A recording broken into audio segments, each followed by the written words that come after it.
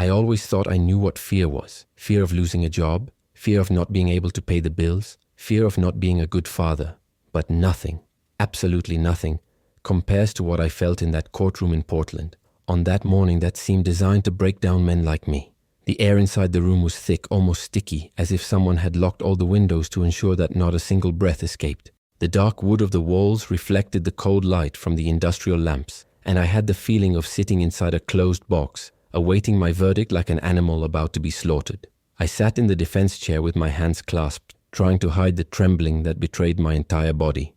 The lawyer I had managed to get, Mr. Barfield, sat with me in silence. He was a simple man, in an old suit and carrying a worn leather briefcase. Unlike the rest of the room, he seemed real, human. The only thing that kept me seated was his presence beside me, and the hope, minimal, fragile, almost painful, of returning home and seeing my 8-year-old son, Liam, running towards me like he did before all this started. The side door opened and Marianne went inside. My ex-wife walked like she was on a catwalk, shoulders straight, chin up, light blazer impeccable. An expensive perfume preceded her steps. It was impressive how she knew how to adopt that expression of a wronged woman, betrayed by an unstable husband, and nobody there suspected anything. Nobody saw beyond the mask. I saw it, because I lived with the real version. The one that looks at you like you're dead weight. She didn't even look in my direction, and perhaps that's what hurt the most. Not the contempt, not the coldness, but the nonchalance. As if erasing the man she'd shared more than a decade with was something simple, almost automatic. When the judge entered, everyone stood up. My heart felt like it was pounding in my throat. His voice filled the room like a preemptive sentence. Case 74-230. Thompson versus Thompson. Dissolution of marriage hearing and custody determination. The word guard hit me like a punch in the chest. The idea of losing Liam was more than unbearable. It was unimaginable. Marianne's lawyer, Wade Cartwright, stood up first. He was the perfect image of an expensive lawyer. A suit that cost more than my monthly salary, a shiny watch, a practiced smile. When he opened the folder full of colorful documents, my stomach dropped. I knew what was there. I knew what they had planned against me. Your Honor, he began, my client wishes to proceed with the divorce petition, full custody of the minor child and full administration of marital assets. We will also present evidence of Mr. Elias Thompson's emotional instability, proving that he is not in a suitable condition to raise the minor child. Hearing my name associated with the word unstable made me close my eyes for a second. I felt my whole body recoil, as if someone had thrown a bucket of ice water on me. There it was, a summary of months of manipulation, photos taken out of context, fabricated accusations, reports prepared by a psychologist I didn't even know, but who spoke as if he had lived through my experiences. Marianne remained motionless, perfect, clean. An actress, the best actress I've ever seen. The judge turned to me and for the first time our eyes met. And I saw it. I saw the doubt. I saw the distrust. I could see that he had already been partially convinced before I even opened my mouth. My lawyer stood up. Your Honor, we will respond to all accusations, but we ask that this father be given the chance to defend himself before prejudgments take place in this court. I felt like thanking them, but my mouth wouldn't move. The fear trapped in his throat made everything vibrate. As Barfield spoke, my eyes scanned the room, as if I could find some way out, some light. But everything there seemed designed to crush people like me. The hard benches, the heavy silence, the rigid posture of the officers, even the judge's pen seemed ready to mercilessly decide the end of our story. And then something unexpected happened. The back door, the one almost no one uses, opened slowly. The sound was so faint that perhaps only I heard it, because I would recognize that footstep anywhere in the world. Liam. My son went in alone, his school uniform still wrinkled and his hair tousled by the wind. He was holding the old cracked tablet, the one I thought had already been thrown away. He walked with small but firm steps. The lawyers turned around. Marianne impalideceu. The judge frowned. Kid, you can't be here, he began. But Liam interrupted him. With the bravest voice I'd ever heard from that boy, he said, Your Honor, can I show you something my dad doesn't know? And in that instant, for the first time since it all began, I felt something other than fear. I felt the ground shift beneath my feet. Something huge was about to happen. And none of us, not me, not the judge, not Marianne, not the psychologist who was about to lose his own mask, had any idea of the magnitude of that turn of events. I don't know exactly when my marriage started to die. I tend to think of it as something silent, like a leak behind the wall, which you only notice when the seepage has already destroyed half the house. Looking back now, sitting in this cold courtroom, I can see signs I ignored for years. It all started with small changes. Marianne spent more time at the office. She would arrive late, always tired, always irritated. I thought it was work pressure. She was an administrative manager at a company that seemed to drain every last drop of her energy. I was trying to help. He was trying to compensate. I used to wake up before sunrise to make coffee. I was preparing Liam's lunchbox. He would get up early, even after arriving home exhausted from a 12-hour shift at the factory. And every time I tried to get closer to Marianne, she would take another step back. Until one day I stopped trying. There was no fight. There was no dramatic argument. There was only silence. A heavy silence filled the entire house. A silence that Liam perceived, even without understanding. I remember one morning in particular. I was in the kitchen flipping pancakes while the smell of fresh coffee filled the house. Liam was still asleep and I felt strange, like I was trying to maintain a routine that no longer belonged to anyone but me. Marianne entered without saying good morning. She picked up her cell phone, read a message and smiled. Not for me. Never again for me. The coffee's ready, I said, trying to pull a crumb of normalcy back into my life. She didn't even answer. She laughed at something on the phone, put her cell phone in her bag, grabbed just an apple, and went out the door. I stood there holding the spatula, smelling the coffee I had made for the two of us, but which for a long time only I had drunk. The situation worsened months later. I got sick. A bad case of the flu. High fever, body aches, joint pain. I was bedridden for 3 days. Marianne didn't bring me a glass of water. He didn't bring me any soup. He didn't ask if I needed any medicine. She would go into the room, grab clothes from the closet, and then go out again. He wasn't even looking in my direction. Meanwhile, Liam would show up with the thermometer, a drawing to cheer me up, and a glass of juice that he was trying to make himself. My son, my boy, was the one who took care of me. When I finally managed to stand up, I tripped when I saw the house was upside down.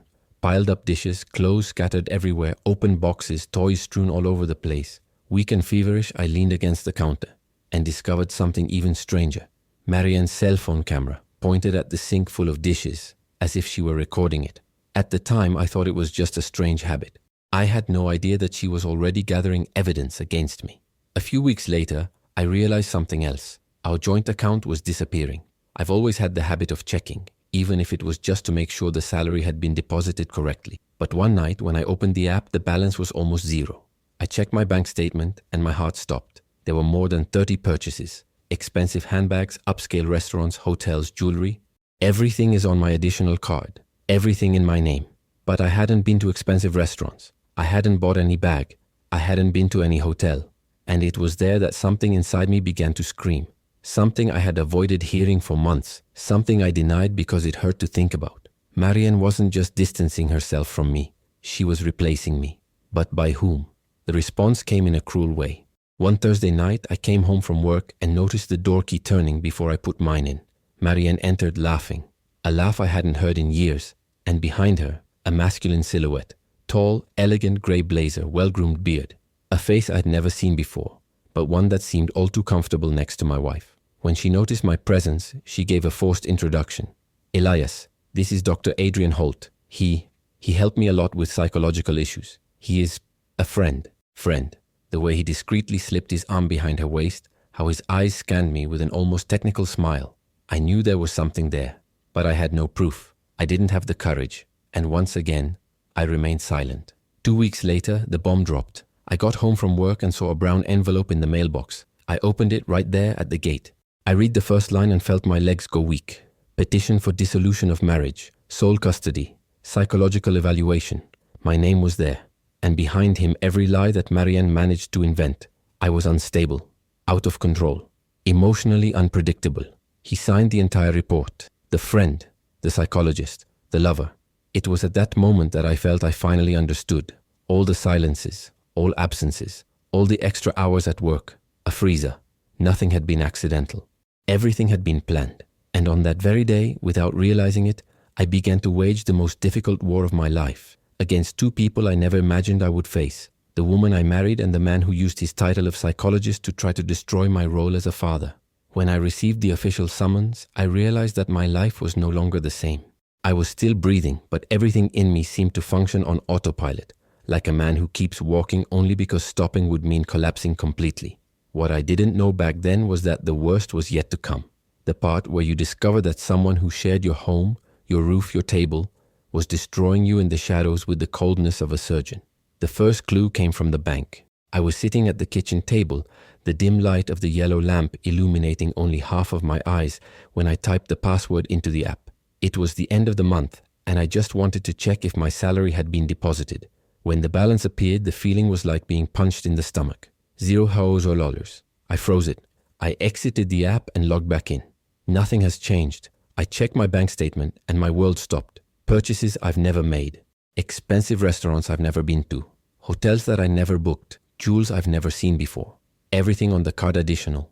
The card I had given Marianne when I still believed that marriage was about trust, not ammunition. My heart was beating so hard it seemed to be trying to warn me that there was still time to escape. But run away to where? My life was falling apart. Item by item, purchase by purchase, day after day. A few weeks later, I discovered that the financial sabotage was only part of the trap. The second blow came when her lawyer attached photos of our house, allegedly evidence of negligence. And I recognized every scene. Piled up dishes, clothes scattered everywhere, toys on the floor. The stove is dirty. And I remembered that period exactly. I had a fever of 39 degrees, vomiting, unable to stand. Marianne left to take care of work matters and only returned 3 days later. I could barely get out of bed to get water. But she took photos of the chaos caused by my illness, and turned that into a piece of evidence. It's as if the suffering of others is just another resource to be exploited. But nothing, absolutely nothing, prepared me for the psychological evaluation. The document was almost 15 pages long, full of clinical terms, technical expressions, numbers, percentages. Anyone reading this without knowing me would think I was some kind of emotional time bomb about to explode. And at the end of the last page, signed, Dr. Adrian Holt, clinical psychologist CRP XXXX, the lover, the friend, the man who entered my house wearing an expensive blazer and a confident smile. He never evaluated me. He never spoke to me. He never saw me as a patient, but he described my personality as if he had lived inside my head. In the report, he stated that I exhibited severe emotional instability, that I was impulsive and aggressive, that I represented a psychological risk to my own son. And the worst part, he attached alleged observations made from a distance, as if it had followed me, as if he knew me. But they were just inventions, lies written with the coldness of a man who thinks he'll never get caught. I remember perfectly the moment I realized I was being completely defeated in the area that mattered most, my relationship with my son. Marianne started acting differently towards Liam, sweeter, more present, almost too affectionate, as if she were playing a role. And Liam, innocent as he was, believed every word she said.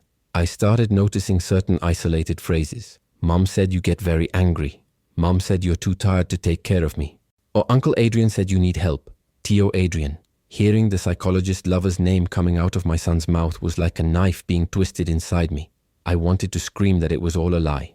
I wanted to clear the mind of a child who didn't deserve to be in the middle of a war. But any sudden movement, any harsh word, would be used against me. It was there that I discovered a different kind of prison. The prison of caution. The fear of speaking. The fear of expressing oneself. The fear of being misunderstood.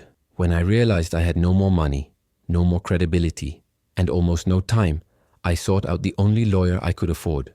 Mr. Barfield's office was on the second floor of an old building with worn carpet and the smell of stale coffee. He received me without rushing, something rare at that point in my life. I told them everything, absolutely everything.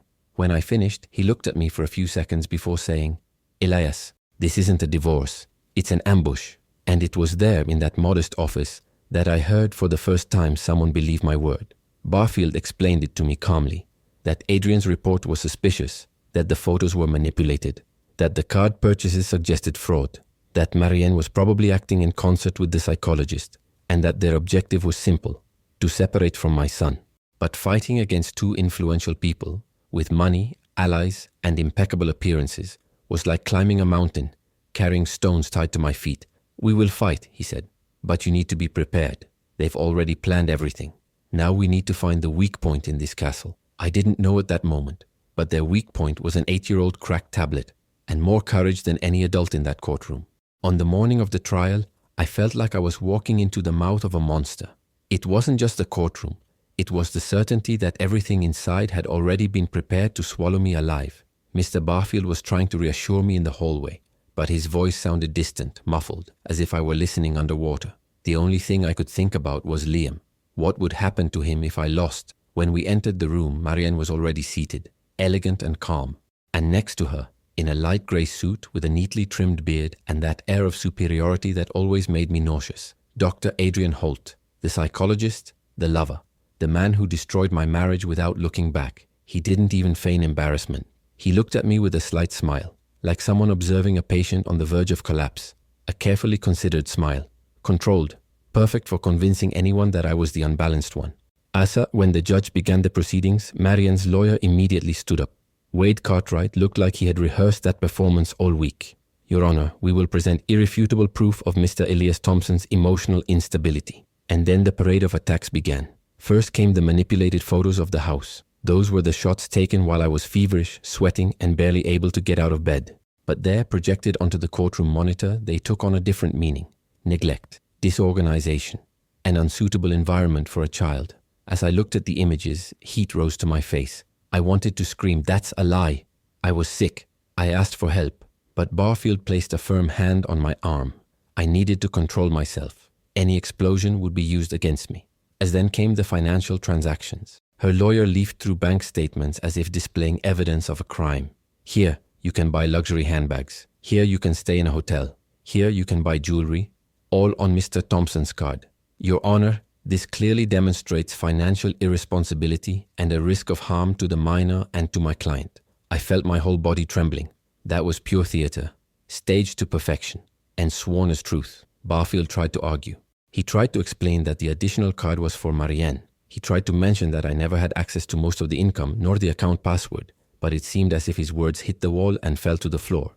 The judge did not react. Marianne Sim. She shook her head with faint sadness. She was an actress, a woman trained to play any role that would give her an advantage. And then the worst happened. We call upon Dr. Adrian Holt to speak. I felt my body temperature drop. The man stood up gracefully and walked to the center of the room. He swore to tell the truth. And then his performance began. His voice was calm. Clinic. Technique. He broke each sentence into carefully calculated blocks. Mr. Thompson is showing signs of severe emotional instability. Exhibits impulsive reactivity. Volatile behavior in stressful situations. A tendency towards disproportionate outbursts. An emotionally harmful environment for the child. I was stuck there listening to a man who he never evaluated me, to describe my life as a ready-made diagnosis. He was describing a monster. And he used my name. And the worst part, the room believed in him. When he looked at me again, his eyes said something that no one else saw. I won. But the worst blow wasn't a technical one. It was emotional. Adrian concluded by saying, "For the boy's psychological well-being, I strongly recommend sole maternal custody. Exclusive guard. My death sentence." Barfield stood up for cross-examination, but Adrian responded with surgical coldness. He was diverting. He controlled the narrative. He turned each question to his advantage. In the end, it seemed even more reliable than before. I was losing, and he knew that. And when the judge ended the day by saying that the evidence against me was overwhelming, I felt as if the ground had given way beneath me. As she was leaving, Marianne passed by me with a blank stare. Adrian." Adrian tilted his head slightly as if studying my reaction and gave a tiny smile. That smile of someone who believes they are in control of everything. It was the smile of a man who is certain he will never be caught, that everyone believes in him, that the truth is just a dispensable detail. I walked to the car like a ghost. I couldn't start the engine. I couldn't breathe properly. I could only see the image of Liam hugging me tightly the last time I dropped him off at school. The thought of losing my son gnawed at me from the inside like acid. And that night, sitting in the back of the car in an empty parking lot, I swore I would fight to the end, even if I were alone, even if no one believed me, what I didn't know. Because someone believed it. Someone small, quiet, attentive. My son, my Liam. And he was about to do what no adult had dared to do, to show the truth. I've always heard that at the bottom of the well, there's a trap door. And I believed it that day. When the judge took a deep breath and raised the gavel to announce the sentence, I felt as if I were trapped inside a space that was shrinking with each passing second. My heart was no longer beating. It was imploding.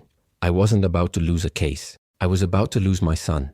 And then, suddenly, the back door, the one that's almost never used, opened with a thin creak. The first thing I saw was a blue sneaker worn at the toe, then the crumpled uniform, and then the little face of my boy, Liam. My son was there, alone, in the court that would decide his fate. The judge raised an eyebrow, confused. "Kid, you can't be here," he said, but Liam didn't back down. He swallowed hard, his small shoulders trembling, and took a few steps into the room. Each footstep echoed louder than any speech made there that day. He didn't look at me. Not quite Marianne. Not even for the psychologist who had destroyed half my life with a few well-rehearsed words. He was staring directly at the judge's table. And then he said, "Your Honor, can I show you something my dad doesn't know?" It was as if time had frozen. I couldn't breathe. Marianne empalideceu. Adrian, the psychologist, almost jumped out of his chair. The judge gestured for everyone to sit down again. "What do you want to show me, son?" he asked, with a kindness that had not been offered to me. Liam picked up the old tablet, the one I thought was too broken to work, and held it with both hands. The device had deep cracks in the screen, a dented side, and even an old dinosaur sticker. Part of the frame was peeling, but it was in that piece of scrap metal that the truth was hidden. "It's here," Liam said, touching the screen with a trembling finger. Marianne gasped, not a sigh of fear, but one of pure panic. She stood up so quickly that the chair dragged across the floor. "This cannot be," she shouted. The psychologist placed his hand on her shoulder, trying to keep her seated, but he was so tense that even the knot of his tie seemed to tighten around his own throat. The judge turned to the officers. "Connect the device to the court screens." Marianne's lawyer jumped as if he had received an electric shock. "Objection. This violates privacy. It lacks authenticity. It is..." "Objection denied," roared the judge. "If a child has come to this court to prevent a potential injustice, we will listen to what they have to say. I have never seen silence like the one that formed there." The officer connected the cable to the tablet. The screen projected onto the televisions in the courtroom went black for a moment, and then the video began. The first image was of our classroom, but not as I knew it. This was how Liam saw it, from ground level, hidden behind the bookcase where he played hide and seek. The image was blurry, but very clear.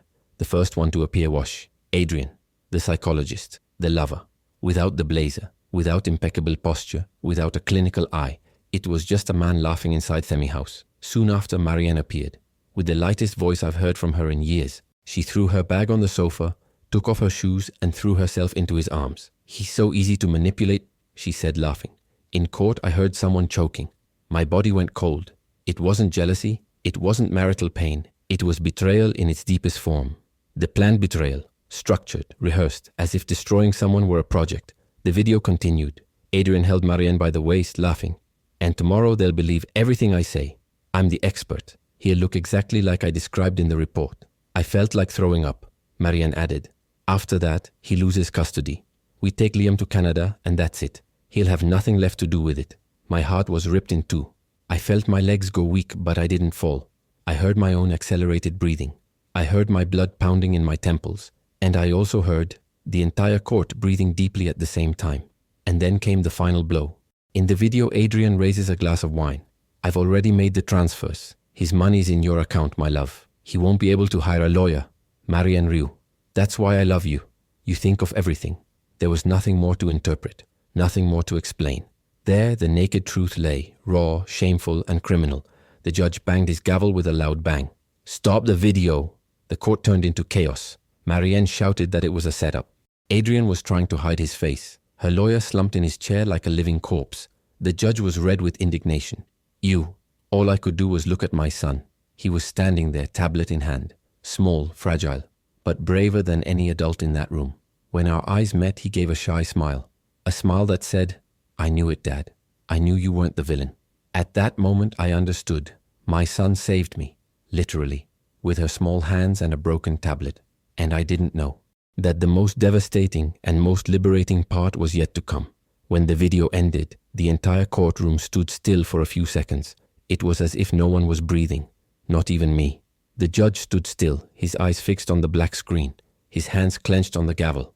He seemed to be struggling with his own emotions, indignation, disgust, disbelief, all mixed together. And then finally, he broke the silence. "Officers, arrest them both." Marianne shouted my name, not out of love, nor regret. She screamed because the ground was collapsing beneath her feet. Adrian tried to run. 2 security guards tackled him before he reached the door. The mask of the experienced psychologist fell to the ground, and all that remained was a desperate, pathetic, cornered man. I watched everything in silence, not out of coldness, but that's because I was still trying to process what my son, my little Liam, had just done. The judge turned to me. "Mr. Thompson, come closer." My body seemed to hesitate before obeying. I walked to the center of the room with heavy legs, as if I was still stuck in my old life. The judge took a deep breath and said, "You will not lose your son. Quite the contrary. This court grants you full and unrestricted custody of Liam Thompson." My chest sank. I didn't cry. I collapsed inside. I also heard, I order the confiscation of all assets transferred illegally. The house, the joint account, the embezzled funds, everything goes back to you. And I authorize the request for immediate divorce in your favor on the grounds of fraud, adultery, and psychological manipulation. I couldn't express my gratitude. No sound came out. The judge seemed to understand. But nothing, absolutely nothing, was stronger than the moment I felt two small arms wrap around my waist. It was Liam. He hugged me so tightly that my soul finally gave in. That hug pulled me out of the nightmare I'd been trapped in for months. I knelt down. I held his face between my hands. "Dad, I knew you weren't bad," he said, his eyes welling up with tears. That shattered everything inside me. Me, a grown man, kneeling on the floor of a courtroom, crying in my son's arms. Crying not from pain, but from relief. Relief to know that he still saw me. He still loved me. It was still mine. The following weeks were a blur of paperwork, meetings, court decisions, and restitutions. Barfield, my lawyer, helped me with everything. I will never forget the day he placed the final folder on the table and said, "It's over. You are free." The word free echoed within me like a huge bell, opening up space where before there was only darkness. That's when I realized I didn't want that house anymore. The house where I was betrayed, used, and humiliated. The house where Liam had to hide a broken tablet to save his own father. I sold everything. With the money, I rented a small apartment across from the Willamette River. 3 bedrooms, light walls, the smell of new paint, no bad memories. And so, Liam and I started from scratch. Liam adapted quickly. Faster than me, to be honest. He ran down the new corridor as if exploring a secret forest. And he would always place the broken tablet on the small table next to the sofa like a silent trophy. Sometimes I would look at him and wonder, how can someone so small possess so much courage? It was on a quiet afternoon in the neighborhood park that I finally mustered the courage to ask. He was sitting on the grass, building a small castle out of branches. "Liam, can I ask you something?" He lifted his face, smiling in that simple way that always disarms me. "Yes, Dad." "Why did you record that video?" He remained silent. He looked at the ground. He played with a dry leaf between his fingers. And then he said, "Because I heard Uncle Adrian say that you were dangerous, but I know you, and you never yelled at me. It never hurt me. He never argued with anyone, so I didn't believe it." My heart sank. "And why did you keep this a secret, son?" He sighed softly. "Mom said that if you knew, things would get worse, and I didn't want her to fight with me, or with you. I just wanted it all to stop." His voice trembled at the end. I held her hand. "And why did you show it in court?" He looked up, and there was something bigger than his own age could comprehend. "Because the judge was going to take you away from me, and I didn't want to lose you. You are my father. That's all." It was in that second that I truly felt that I had never been a bad father, that I have never failed, that I was never the man that Marian and Adrian tried to portray. I was his father, simple as that, and he saved me. Today, our life is different. I opened a small home repair business. I work with my hands, with tools, with screws, and with a peace I thought I'd never find again. Liam is doing well in school. We slept peacefully. We laughed some more. We'll talk more. And sometimes at night, when he falls asleep on the sofa watching cartoons, I look at him and remember the day an 8-year-old boy faced an entire court of law all by himself, and I realize I didn't lose anything. I won everything. I got my son back. I regained my dignity. I got a second chance, and it came from the small hands of a boy holding a broken tablet. A boy who taught me that the truth always finds a way to come out, even if it has to be carried by the person who should least be carrying such burdens. And as the cold Oregon wind blows past our porch, I think, it doesn't matter what they tried to do to me. I survived. We survived. And now, finally, we are free.